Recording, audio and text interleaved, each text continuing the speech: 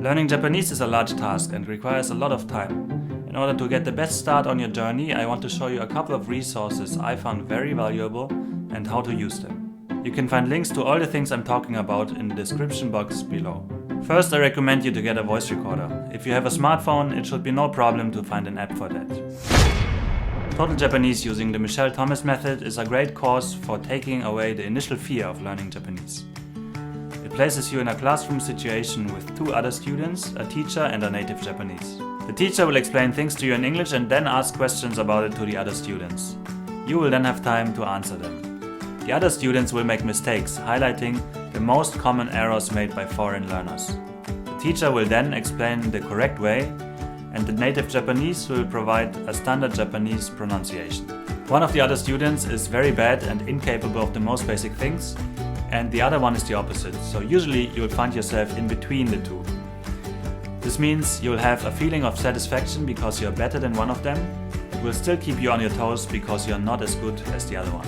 I strongly recommend repeating what the native Japanese speaker is saying every time and record yourself while doing it. Then compare. Never try to imitate the pronunciation of the non-Japanese students, nor the teacher.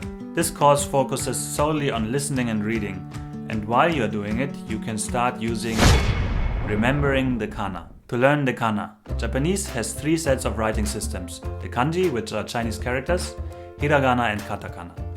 The latter 2 are syllabic systems and consists of 46 characters each. Together they are referred to as thekana. This book uses James Heisig's method, which orders the characters in an order that is ideal for learning. It also uses mnemonics. This means it creates images or stories that are shocking, obscure, or generally memorable enough to easily remember a character.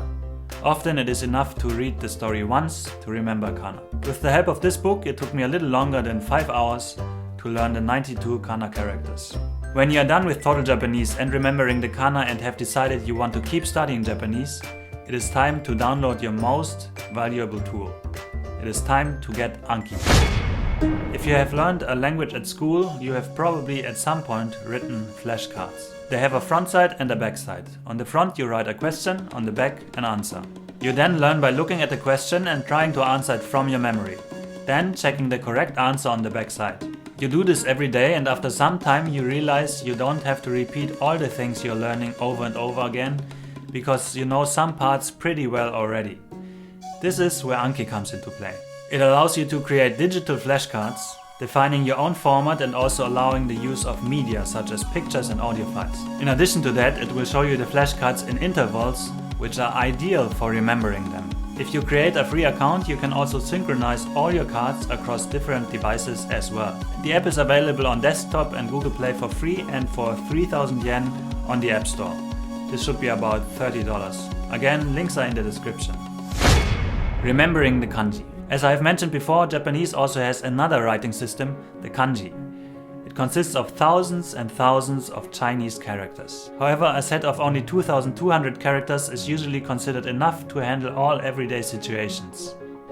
This book, that's the German version, will teach you the writings and one of the meanings of each of the characters. Many people manage to learn all of them in 3 to 6 months. This one, just like remembering the kana, uses the Heisig method.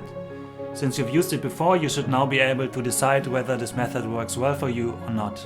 Although there are 2,200 characters in this book, they all use the same base elements, which are only about 232, and then create new images by combining them. For example, if you were not allowed to use curved lines but had to draw a smiling sun without its rays, what would it look like?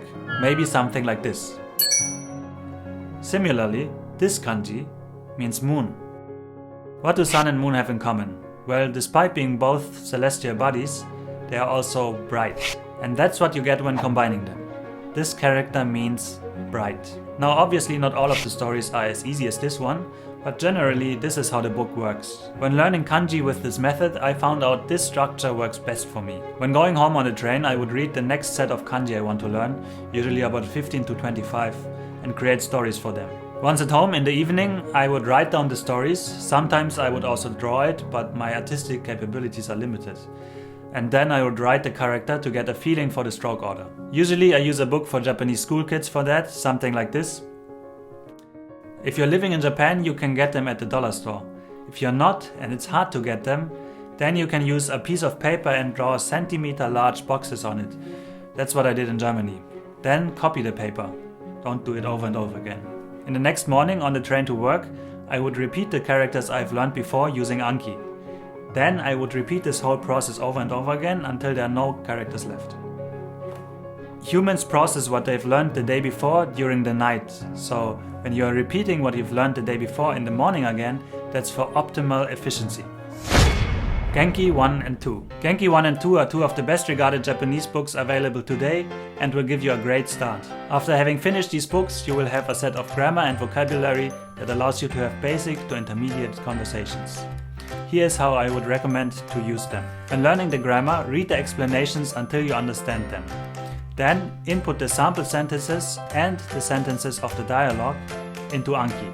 Write the English version on the front and the Japanese on the back. If you can, also add recordings of a native Japanese speaker in standard dialect to your flashcards.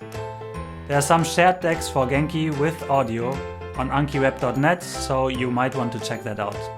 Then open Anki and your voice recorder app. On modern Android phones you can use split screen mode to have both apps on the screen at the same time. Check if you know each flashcard and record your spoken answer. After that, record yourself one more time, trying to mimic the native Japanese as close as possible. There are also workbooks for Genki, but if you don't feel like you need more sample sentences, you don't have to buy them. There are also kanji sections in the back of the books, but since you are working with the Heisig method already, you should not do them. If you invest 2 hours a day, you should be able to finish Genki 1 and 2 in about 6 months. After that, you will be able to differentiate more than 2000 kanji, have an understanding of the basic Japanese grammar, and even have flashcards for that. After that, you should continue putting sentences into Anki. They can be about whatever you want to learn. Want to understand One Punch Man? Input the dialogue into Anki and learn it. Want to learn Japanese drama? Write it down, learn it. Want to learn Japanese text law? Write down, learn it. You should also slowly start removing your native language from your new flashcards and use Japanese on the front and the back sides. Also, if you learn new vocabulary, please make sure to learn it in sentence context. Otherwise you end up with a heap of new words you don't know how to use correctly. By doing that, you will also step by step learn the readings of the kanji in a context that is meaningful to you.